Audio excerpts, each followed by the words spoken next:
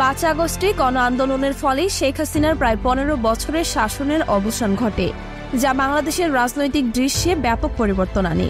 এই পরিবর্তনের পর বিএনপির জন্য আগামী জাতীয় নির্বাচনে অংশগ্রহণের সুযোগ তৈরি হয়েছে। দলের চেয়ারপারসন বেগম খালেদা জিয়াও এতে অংশ নিতে পারবেন, কারণ তার বিরুদ্ধে থাকা 2টি মামলার সাজা স্থগিত করা হয়েছে। জিয়া অরফ্যানেজ ট্রাস্ট দুর্নীতির মামলায় খালেদা জিয়ার 10 বছরের সাজাই স্থগিত হওয়ায় তিনি নির্বাচনে অংশ নিতে আর কোনো বাধার সম্মুখীন হবেন না। এদিকে জিয়া চ্যারিটেবল ট্রাস্ট দুর্নীতির মামলাতেও তার 7 বছরের সাজাই স্থগিতের ফলে তার নির্বাচনের প্রার্থীরা সুগম হয়েছে। 2018 সালে দুর্নীতির মামলায় দণ্ডপ্রাপ্ত খালেদা জিয়াকে 2020 সালে নির্বাহী আদেশে মুক্তি দেওয়া হয় এবং এরপর থেকে তার মুক্তির মেয়াদ প্রতি 6 মাস পর পর বাড়ানো হচ্ছিল। 5 আগস্টের অভ্যুত্থানের পর রাষ্ট্রপতির ক্ষমার মাধ্যমে তাকে সম্পূর্ণ সাজা থেকে মুক্তি দেওয়া হয়।